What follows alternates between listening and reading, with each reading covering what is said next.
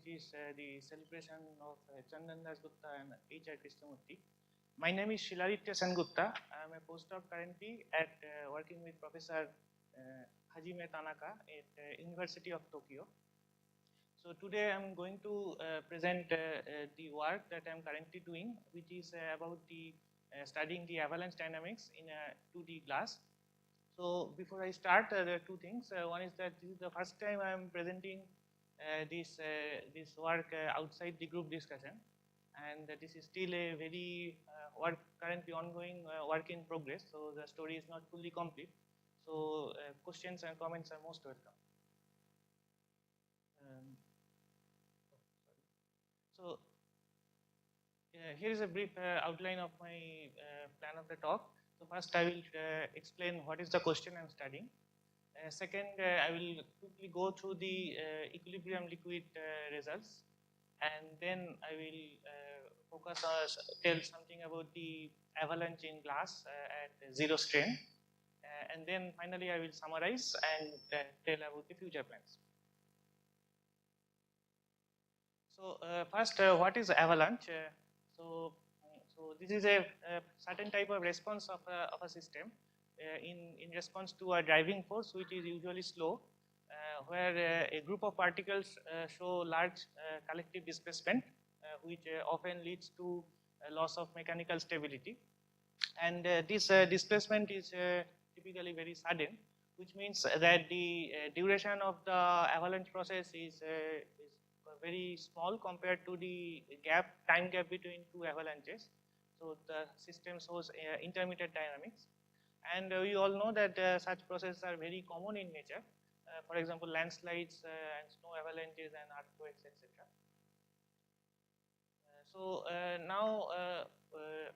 So what is the connection to glassy dynamics to avalanche? So first let me clarify what do I mean by glass here.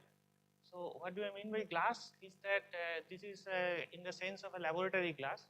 It means that the system is below the glass transition temperature.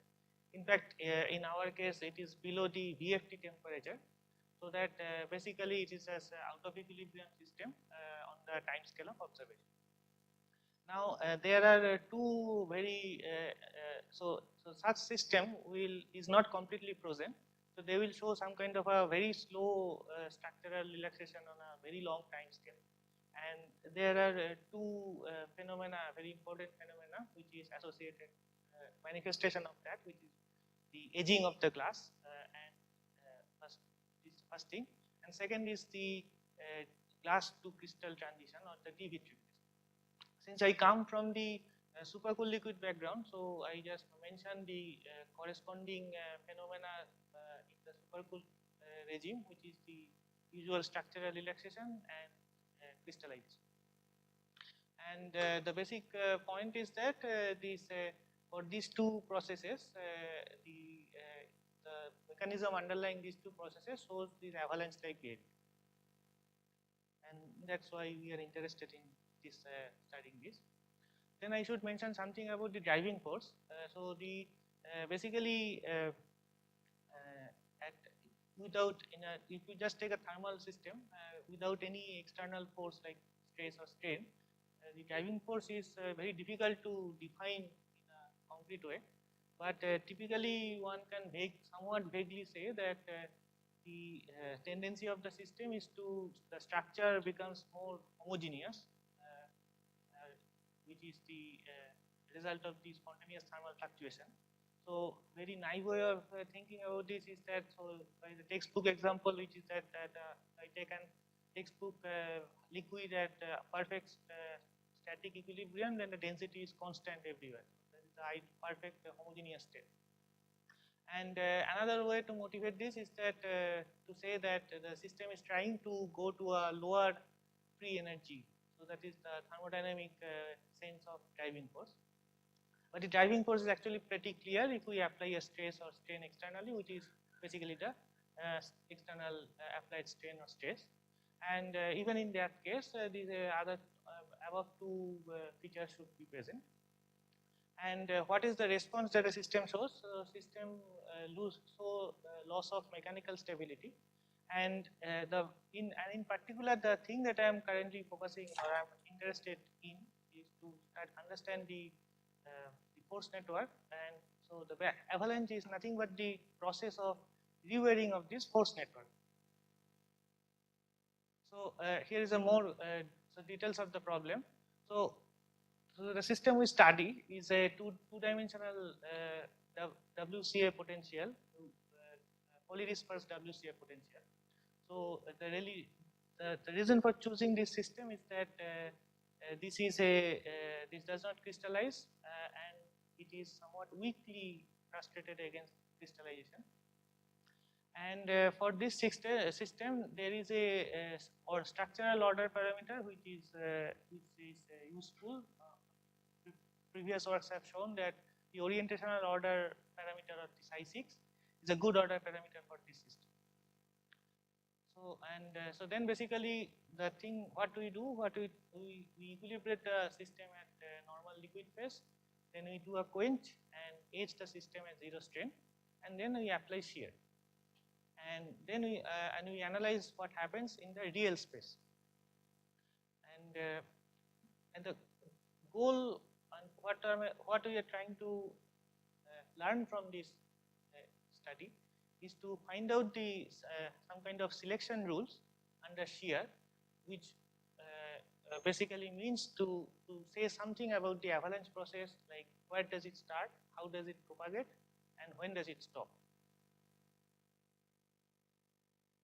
So what I'm going to present today is more related to this stage and something related to this stage. Okay, so here are the details of the simulation. So this is a diagram, phase diagram in the tracking fraction and polydispersity plane of the model. This is taken from a previous work. I think this is the famous critical phenomena of glass transition paper. So basic message for this talk is that from this diagram is that if we choose 11% polydispersity, and this diagram shows that this is a good safe number of polydispersity where the system is stable against crystallization. And but this study performed the simulations at a fixed temperature, very low temperature of 0.025, which was chosen somewhat arbitrarily. So the first thing we try to do is to find out the detailed phase behavior of this system or this polydispersity value to justify this choice of this temperature. So this is the range of density we study, which is somewhat low density to a very high density, and some for each density we study a set of high temperature. So now we characterize. So first thing is to characterize the time scale. So this is the MSD, and so I'm showing for the highest density taken, and it shows all the usual standard features of slow dynamics in supercooled liquid. And as a contrast, I also show a low density case where this slow dynamics feature such as the plateau is absent.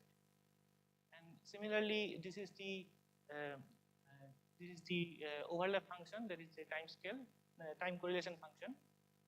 Here also, this is the highest density, which is again showing the usual familiar behavior of the slow dynamics, stretched exponential, etc.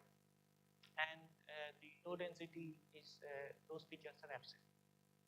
So then these are all the empirical feeds to extract the temperature scales. Like this is the DFT, this is the MCT, and this is the RNA speed. And so the basic message from all these feeds is that so the interesting density range seems to be between above this 0.7, somewhat above 0.7. So below 0.7, nothing interesting happens, at least for the purpose of studying classic dynamics. And finally, there is one more check to show, which is what?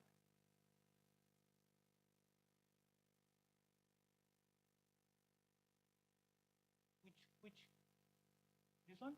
This one? Well, no, I mean, this is actually the, this is log scale. So, just,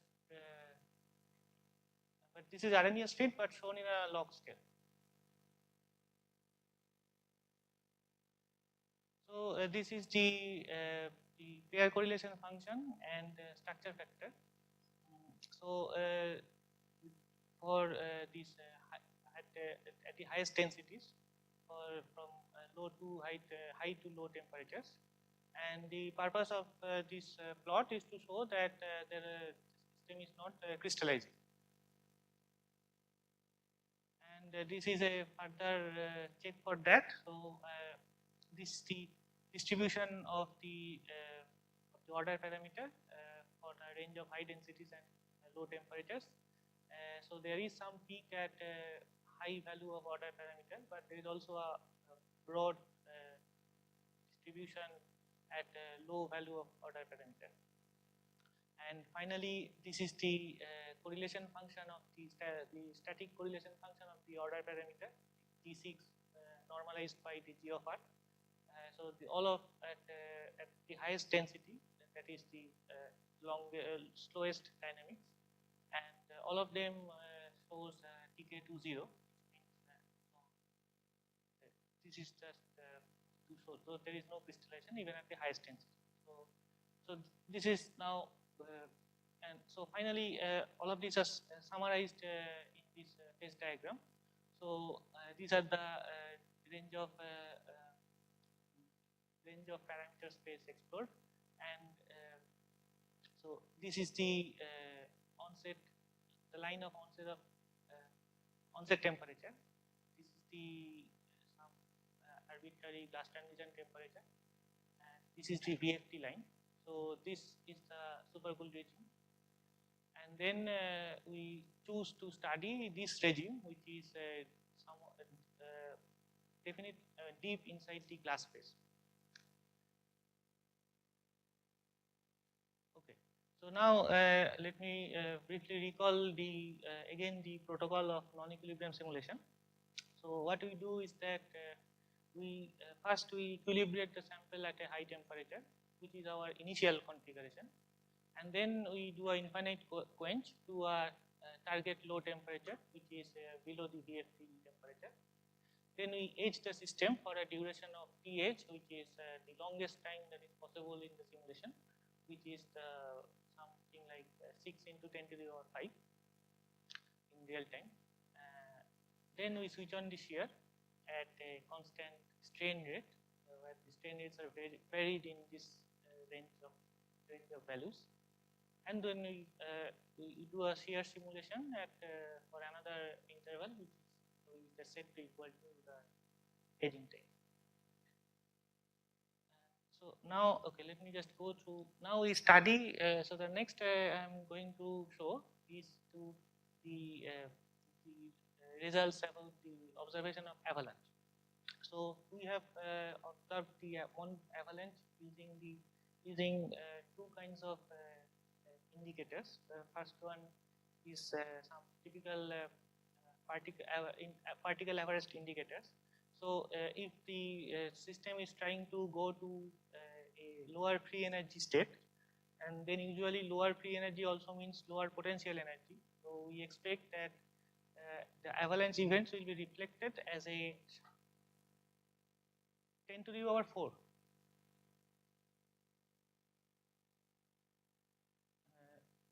So we expect a sharp drop in the potential energy. So the potential energy is the black curve here, and similarly the result of this the plastic event in the system is that locally the system will release stress. So we should expect a sharp drop in the pressure as well, which is the red curve, and both of them are actually happening at the same time. And we also measure directly the displacement of particles.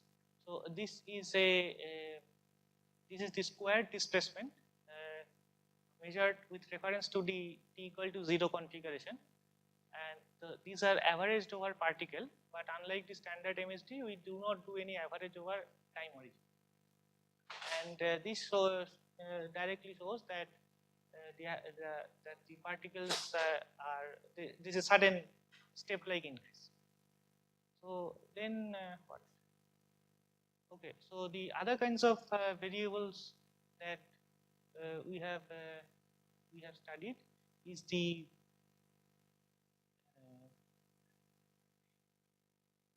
yes, all these things are during the aging period. So this is without at zero stress.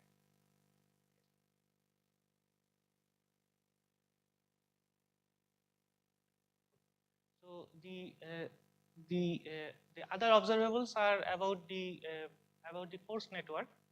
So what we measure in the force network is that so we define a quantity called the fraction of. So we take the configuration which is at the t equal to 0 configuration, and in that configuration we count the number of contacts or number of force neighbors, where force neighbor means if two particles that are interacting or not, meaning if the distance between the two particles are less than the cutoff of the potential or not. So if they are less than the cutoff of the potential, they are considered to be force neighbors. And then we monitor that what is the fraction of the initial force neighbors lost as a function of time. And also the second measure we have, which is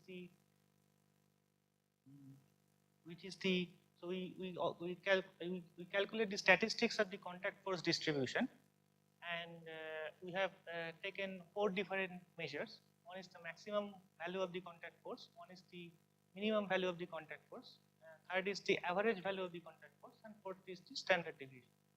So here I show first this quantity called the fraction of the initial neighbor lost, and also it shows that this at the same time where this drop in the potential energy and pressure and the sharp increase in the MST happening, the number of force neighbors are also suddenly changing a lot.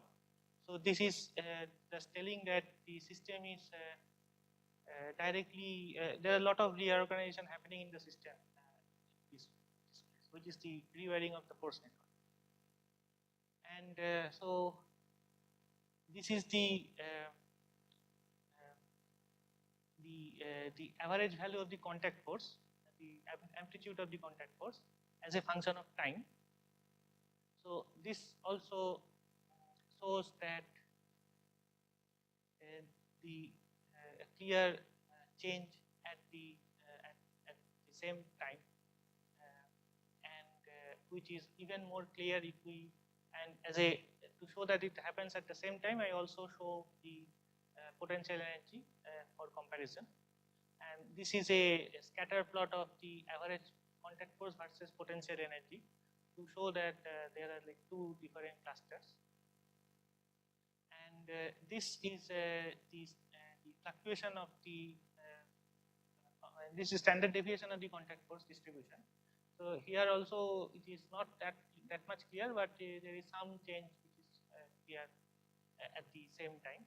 So what is happening is that the distribution becomes much narrower as a result of this avalanche. So one thing I would like to mention here is that if you look at the actual values of the average, then this is 23, and the standard deviation is something like 13. And so this, so there's the shift in the peak, the average and the standard deviation are actually overlapping. So if we plot the distribution, actually the whole distribution as a function of time, then that is that will not show any distinct clearly any indication of avalanche, because all the distributions will overlap. And okay, so and finally, so from this plot, it is expected that if I corresponding plot the actual number of force contacts, then this also should show the avalanche. And this is what is shown here, that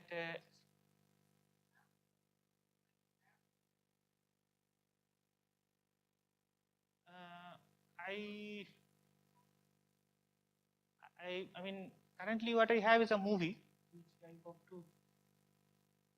to show. Yeah. I hope I will be able to show the movie. Yes, this I asked. And but so one thing which is somewhat unexpected to me was that so we also thought that so this is the measure about the contact force, but we also looked at the total force on each particle, or any measure which is the sum over the contacts. So like this one, what I show is just the number of contacts, like geometrical contacts, where the contacts are defined such that if the two particles with effective diameter are overlap with each other, then they are in contact. And effective diameter is defined using this equation, that is the pair potential energy is equal to the temperature. But if you look at this time series, there is nothing happening in this time series.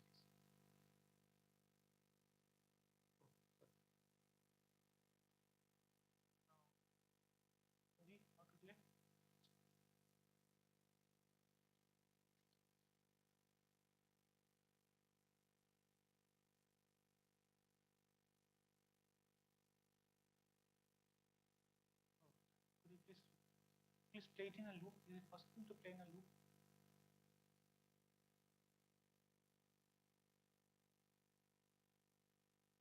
So if you look at this regime, something is happening around between 4 and 5 in the time.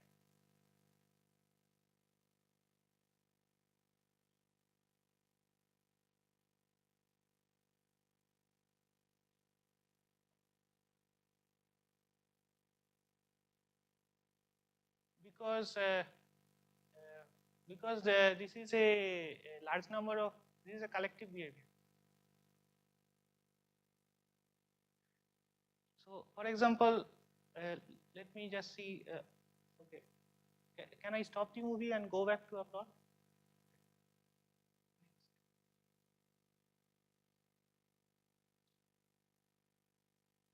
So if you look at this plot, this is also famously shown by in the dynamical heterogeneity context. If you take one particle, then you see this kind of behavior. But this is actually averaged over all particles, and in that you see this kind of behavior. So that's I think the essential difference. So if it is indeed some sort of avalanche process, then you should see also this quadrupolar displacement field which will appear. And also if it is really avalanche, then it has to span with system size, right? If you take bigger system, will you see bigger drops? So this displacement field,